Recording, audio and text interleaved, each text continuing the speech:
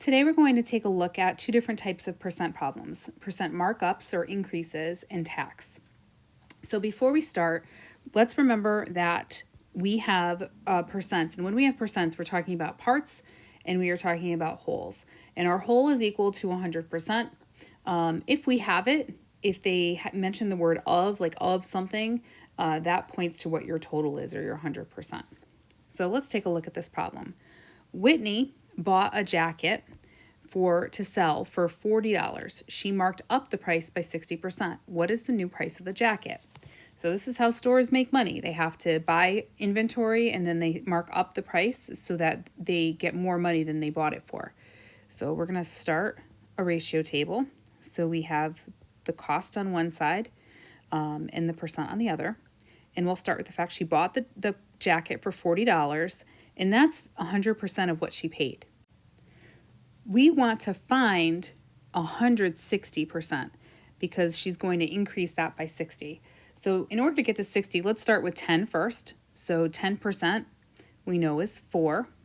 Now we can scale up by multiplying by 6 to get to 60. And so multiply by 6 over here, we have 24.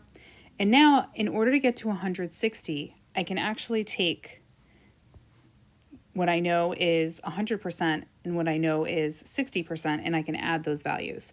So 40 plus 24 is going to be 64, so I know that 160% is actually $64, and that's the new price. So here's a tax problem.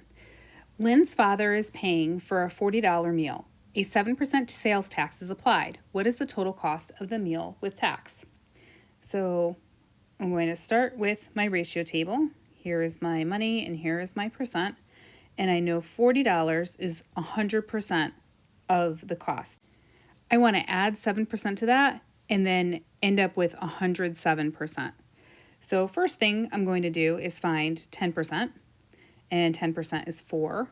And then I'm going to go to 1%, and 1% would be 4/10. So now I can go to 7 fairly easily. I'm just going to multiply by 7. So multiply 4/10 by 7, and I'm going to get really $2.80. And again, to get to 107, just like we did in the last problem, I can go in and take what my value is at 100%, which is 40, and I can take my value at 7%, which is $2.80. Don't forget to line up your decimals. And it's going to be $42.80.